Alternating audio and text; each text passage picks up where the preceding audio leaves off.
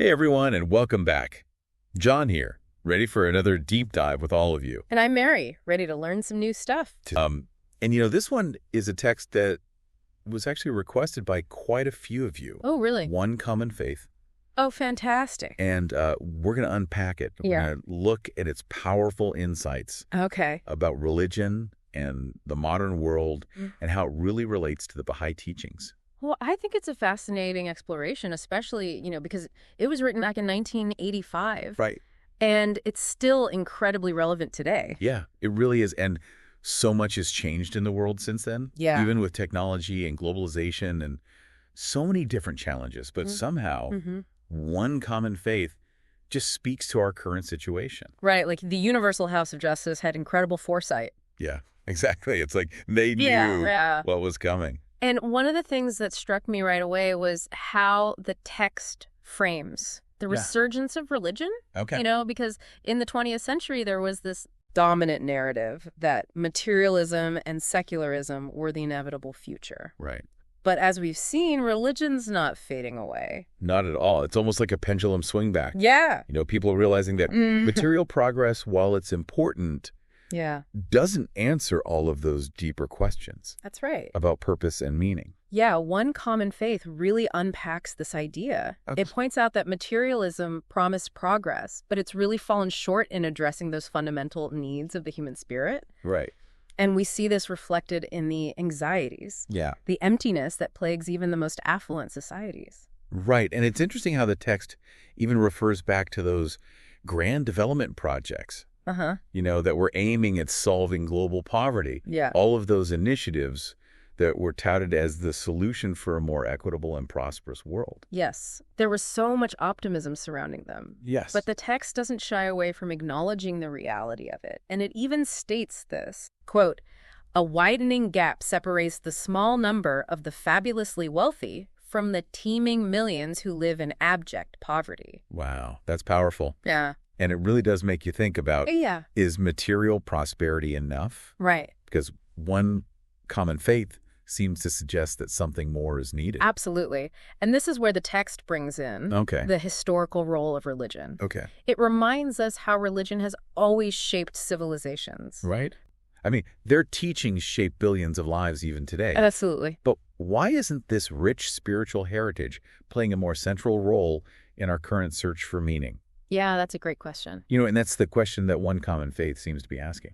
And the text offers a fascinating Baha'i perspective on this. Okay. It introduces this concept of progressive revelation, explaining how God reveals the truth through a succession of prophets, each tailored to the needs of their time. It's a really interesting way to look at it. Yeah. Because, we wouldn't expect to be using the same medical practices or modes of transportation that our ancestors did centuries ago. Yeah, our understanding and tools have evolved. Right, so why should religion remain static? Exactly. One Common Faith argues that clinging to outdated practices or interpretations, however well-intentioned they may be, can actually hinder our moral and spiritual advancement. Okay. It reminds us that religion, like any other aspect of human understanding, should be viewed through this lens of progress. I like that. It's fascinating how the text connects this idea of progressive revelation to the oneness of religion. Right. It emphasizes that all major religions originate from the same divine source, sharing those fundamental principles. And the differences we see in practices and doctrines are more like variations on a theme. And to drive this point home, One Common Faith quotes Bahá'u'lláh. Okay. The remedy the world needeth in its present-day afflictions can never be the same as that which a subsequent age may require. Wow. It's a powerful reminder. It is. That we need to look beyond those superficial differences and recognize that underlying unity that binds all religions together. It's like each religion brings a unique perspective and a set of teachings that are relevant to the specific time and context it emerged in. But the core message, the essence, remains consistent. Exactly. And One Common Faith really challenges us to think about what this means for us today. Okay. In a world so deeply divided by conflict and prejudice, where does unity fit in? That's the core question, isn't it? Yeah. And I think the text response is incredibly timely, especially given all the challenges we're facing. You're absolutely right. One Common Faith positions unity as the necessary starting point for any meaningful and lasting change. Okay. It's not just a lofty ideal, but a fundamental principle that needs to guide all our actions. It even states this quote, "The great peace towards which people of goodwill throughout the centuries have yearned must be founded on unity in diversity."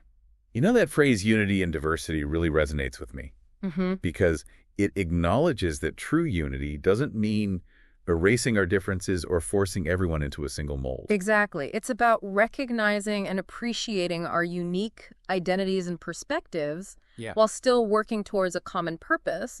It's about seeing ourselves as part of one human family. Right. Interconnected and interdependent. So how does one common faith suggest we move towards this unity and diversity? Okay. What are some of the concrete steps that we can take, both individually and collectively? Well, first and foremost, the text emphasizes the importance of recognizing the oneness of religion. Okay. It argues that understanding the interconnectedness of all faiths is a crucial step towards breaking down those barriers of prejudice and division. We need to shift our focus from what separates us to what unites us. Yeah. Instead of dwelling on those theological differences, we should be seeking out those shared values and principles that underpin all religions. And this requires a certain level of open-mindedness and a willingness to engage in dialogue with those who hold different beliefs. We can't just stay in our own echo chambers. Yeah, we need to actively reach out and build bridges of understanding. And this is where I think the Baha'i community itself can play such a vital role. Absolutely. It's like a living example of unity in diversity. It is. Bringing together people from all walks of life, cultures and backgrounds. Right. And the text even highlights the Baha'i community as a model for this kind of unity. It does. It states this quote, "Its existence is a compelling testimony to the efficacy of the spiritual remedy prescribed by Bahá'u'lláh for the ills that afflict a desperate humanity." Powerful statement. It's a powerful reminder that unity is not just an abstract concept. Yeah. It's something that can be achieved. And the Baha'i community, with its emphasis on consultation, collaboration, and service to humanity, is a testament to that. And One Common Faith challenges us to take this model and apply it to the wider world. Yes. To be agents of unity in our communities and our spheres of influence. So it's not just about passively believing in unity. Right. It's about actively working towards it. It's a call to action for each and every one of us. It really is. Yeah. But One Common Faith doesn't stop there. It goes even deeper. Okay. Exploring the nature of evil and its role in perpetuating division and conflict. Wow, that's a heavy topic. It is. But I'm curious to hear how the text tackles it. Well, what's interesting is that One Common Faith doesn't view evil as some independent force or entity. It describes it as the negation of good. Okay. Almost like a spiritual disease that stems from our own choices and actions. So it's more about recognizing and addressing the root causes of evil, rather than just combating its outward manifestations. Exactly. The text argues that the fundamental cause of all disunity and conflict is our failure to uphold covenants of peace and reconciliation. And that makes sense. Yeah. Because when trust is broken, when agreements are violated, it creates this cycle of resentment and retaliation. Yeah, it can be hard to break. That's really hard to break. Yeah. And One Common Faith reminds us that the only way to truly overcome evil is to cultivate its opposite. Okay. To promote unity, understanding, and compassion in all our dealings. So it's about actively choosing good over evil, light over darkness in every aspect of our lives. Exactly. And that's a powerful message that goes far beyond just intellectual understanding. Right. It calls for a transformation of our hearts and minds, a conscious effort to align our actions with the principles of unity and love. Okay, so we've talked about the limitations of materialism, the importance of recognizing the oneness of religion, the power of unity, and the nature of evil. Yeah. What other key themes does One Common Faith explore? Well, one of the most compelling sections focuses on the Baha'i community as a model of unity in action. Okay. Highlighting the community's diversity, global reach, and resistance to schism as evidence of the transformative power of Baha'u'llah's teachings. That is so inspiring. It is. Because it's a tangible example of what's possible when people truly embrace this principle of oneness. Absolutely. And the text even points to the Baha'i administrative order, with its emphasis on consultation and collaboration as a key factor in this unity. Right. Stating this, quote, "The achievements of this administrative order, already demonstrably effective in coordinating the activities of a world-embracing community, offer to a disintegrating society a compelling model for its reconstruction." It's amazing to think how the Baha'i faith has managed to maintain such unity and coherence, despite its rapid growth and spread across the globe. It really is a testament to the strength of the administrative order. Yes, and one common faith challenges us to learn from this model and apply its principles to our own efforts to build a better world. It reminds us that true and lasting unity requires more than just good intentions or superficial agreements. Right. It demands a structured and systematic approach that prioritizes consultation, collaboration, and service to humanity. Absolutely. And this brings us back to that core message of one common faith. Yeah. This urgent need for unity in our increasingly fractured world. Yes. And it's not just a vague call for peace and harmony. Right. The text outlines concrete actions Okay. that individuals and communities can take to promote unity. Yeah. Starting with recognizing the oneness of religion and actively working to break down those barriers of prejudice and division. Right. And it emphasizes the importance of aligning our own lives with the principles of unity. Yeah. Choosing love over hate, understanding over judgment, collaboration over competition. It's a powerful call to action for each and every one of us. It really is. Yeah. But the text doesn't leave us feeling overwhelmed or hopeless. No. It reminds us that we're not alone in this endeavor. Right. That we have the guidance of Bahá'u'llah's teachings, the support of the Baha'i community, and most importantly, the assurance that God's plan for the unification of humanity will ultimately prevail. That's such a hopeful and empowering message. It is. It reminds us that even in the face of immense challenges, we have the power to make a difference, to contribute to the building of a more just and unified world. And it's this sense of hope and purpose that permeates the entire text. So we've covered a lot of ground. We have. We talked about the limitations of materialism, the concept of progressive revelation, the oneness of religion, the power of unity, the nature of evil, the role of the Baha'i community as a model for the world. Yeah. And I feel like we've only just scratched the surface. Oh, you're absolutely right. Of what one common faith has to offer. There's so much more to unpack and explore in this text. I know. It's incredible. We haven't even touched upon the passages that address the role of science and reason. The relationship between individual and collective transformation, or the specific steps we can take to promote unity in our daily lives. Yeah, it's clear that one common faith is a text that deserves deep and thoughtful study.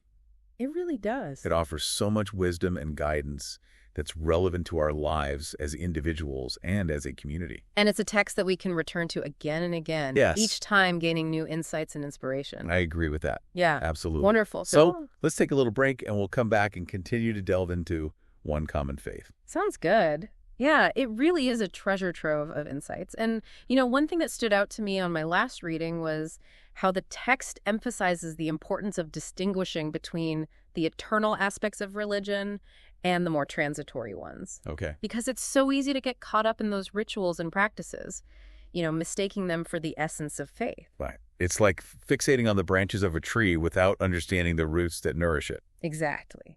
We might meticulously prune those leaves and shape the branches. Yeah. Right.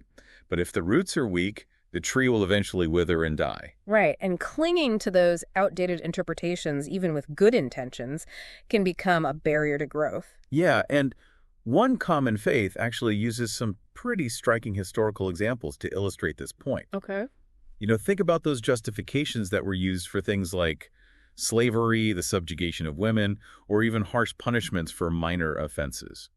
It's shocking to see how those injustices were often rooted in interpretations of Scripture that were considered valid at the time. Right. But as humanity evolves, so too must our understanding of these teachings. Okay. One common faith reminds us that the remedy the world needeth in its present-day afflictions can never be the same as that which a subsequent age may require. Right. We need to constantly reflect, re-examine, and strive to align our actions with the true spirit of the revelation. Yeah, this requires a level of detachment from our own preconceived notions. Right. Recognizing that our current understanding might be limited and being open to new interpretations as our collective consciousness evolves. So we need to approach the Scriptures with an open mind, seeking guidance from the universal house of justice and allowing that transformative power of Baha'u'llah's teachings to reshape our understanding. Absolutely.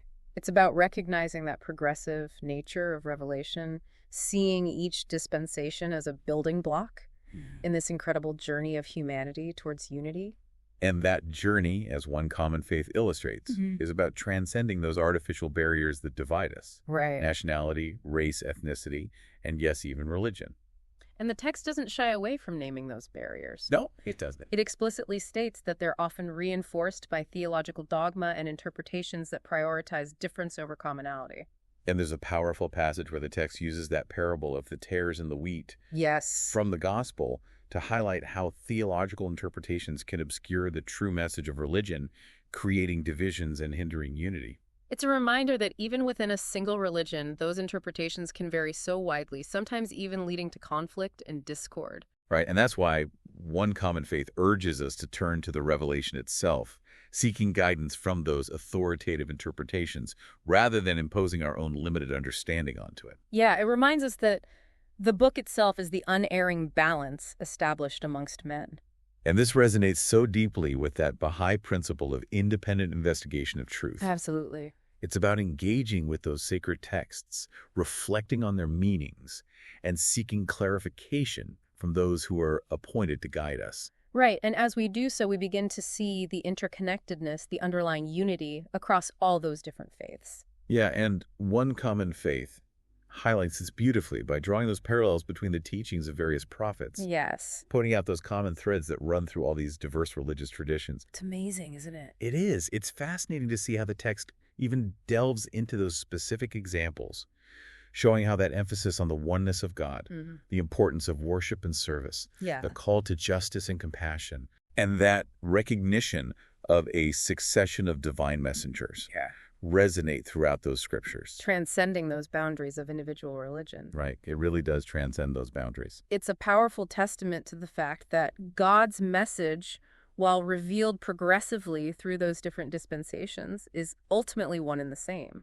And understanding this is so crucial in our efforts to promote unity. You know, we need to be able to articulate that common ground, those shared values that bind us together as children of one God. Right. It's about shifting that focus from differences to similarities, from division to oneness. Exactly. And that's where the Baha'i community serves as such a shining example. Absolutely. In its diversity and its unity, its commitment to justice and service, it offers a glimpse of what a world united under Baha'u'llah's banner can really look like. It's a living testament to the transformative power of his teachings. Yeah, and One Common Faith calls on us to share this vision with the world, to actively contribute to building that global society that reflects the oneness of humanity. Right, and it's not just about proclaiming the Baha'i faith. It's about engaging in those efforts that promote the well-being of all people. Yes, regardless of their belief. Regardless of their beliefs. We need to be at the forefront of social change, working alongside those who share our commitment to justice, equality, and sustainable development. That's right, because ultimately building a better world and sharing the Baha'i message are two sides of the same coin. They really are inextricably linked. And I think that's where the beauty of One Common Faith lies. Yeah. You know, it doesn't just present this theoretical framework for unity. Right. It offers that practical guidance on how to translate those principles into action in our daily lives. It's a call to live our faith, not just talk about it. Precisely. And that means stepping outside our comfort zones, engaging with those who hold different views, Right. striving to build those bridges of understanding, embodying the Baha'i teachings in our interactions with others, demonstrating the transformative power of unity through our actions. That's a powerful point. But it also brings up a challenge, doesn't it? It does. Because putting these principles into practice isn't always easy. You're right. The text even acknowledges this. It does. You know, the resistance we might encounter both within ourselves and from the wider society. Yeah, it talks about the pull of the insistent self, you know, that ego-driven part of us. Yes. That seeks to prioritize personal desires over the greater good. Right. And it doesn't shy away from addressing those dangers of covenant breaking. No, it doesn't. You know, the deliberate act of undermining unity and sowing discord within the community. Those are sobering reminders that that path toward unity is not without its obstacles. Right. They challenge us to be honest with ourselves about the ways we might be contributing to division, even unintentionally. Exactly. But One Common Faith also offers a message of hope. It does. It reminds us that Baha'u'lláh has provided us with the tools, the guidance, and the spiritual strength to overcome these challenges. He's established an administrative order that in its structure embodies those principles of unity and consultation. And he's promised us his unfailing assistance, assuring us that So powerful is the light of unity that it can illuminate the whole earth.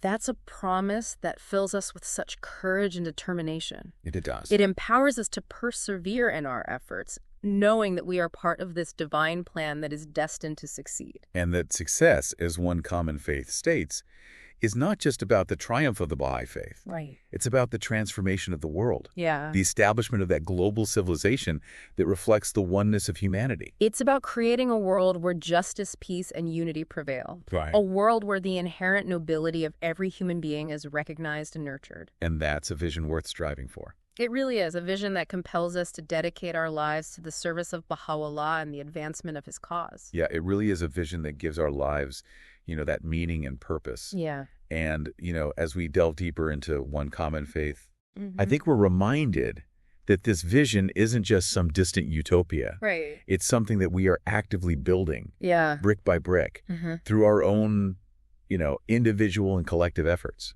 Exactly. And I find the practical guidance offered in One Common Faith so valuable. Yeah. Because it doesn't just present those lofty ideals, but it provides concrete steps we can take to translate these principles of unity into action. Yeah, you're right. It's not just about talking the talk. Right. It's about walking the walk. Yeah. Engaging with the world around us. Yeah. Stepping outside our comfort zones and challenging those ingrained patterns of thinking and behavior that perpetuate division. Absolutely. Right. It's about embodying the Baha'i teachings in our interactions with others, demonstrating that transformative power of unity through our actions and not just our words. Right. But let's be honest. It's not always easy, is it? Yeah. I mean, there are times when those old habits of prejudice, judgment, self-interest, they creep back in. And the world around us doesn't always make it easy to uphold these principles. Right. One Common Faith acknowledges those challenges. Yeah, it does. It talks about the pull of the insistent self. Yes, that ego-driven part of us that wants to prioritize personal desires over that collective good. Right, and it reminds us of the dangers of covenant breaking. Yeah. Both in that sense of violating agreements and in that broader sense of just sowing discord and disunity. Yeah, those are sobering reminders that path towards unity requires constant vigilance and effort. We need to be aware of those forces, both internal and external, that can pull us away from that goal. But amidst all these challenges, I think One Common Faith also offers a really profound message of hope. Absolutely. It reminds us that we are not alone in this journey. Okay. We have the guidance of Baha'u'llah's teachings, we have the support of the Baha'i community, and most importantly, the assurance that God's plan for the unification of humanity will ultimately prevail. And there's a powerful passage that I think really captures this essence of hope. Okay. It states, "So powerful is the light of unity that it can illuminate the whole earth." Powerful. It's a reminder that even in the darkest of times, that spark of unity, that yearning for connection and harmony remains alive within the human heart. It's a promise that gives us that strength to persevere, to keep striving towards that vision of a world where justice, peace, and unity prevail. And as we reach the end of our deep dive into One Common Faith, I'm struck by how much wisdom and guidance this text really offers. Yeah, it does. Even decades after it was written. Yeah, it does. It feels so relevant and timely. It does. It really does. Even today. Yeah. It's a text that deserves to be studied and reflected upon so deeply. Absolutely. It's a call to action for all of us. To be agents of unity. Right. To contribute to the building of that better world that Baha'u'lláh envisioned. So as we wrap up, we would love to hear from you, our listeners. What passages from One Common Faith resonated most deeply with you? Yeah, what insights did you gain from our discussion today? And how do you see yourselves contributing to the building of a world united under that banner of Baha'u'lláh? We also want to know, are there any other Baha'i writings that you'd like us to explore in future deep dives? Yes, let us know. Let us know. We're always looking for new texts to unpack and discuss with you all. Right. So thank you for joining us on this journey into One Common Faith. Yeah, thanks everyone. May that spirit of unity guide our steps and illuminate our path as we strive to build a world worthy of Baha'u'llah's vision.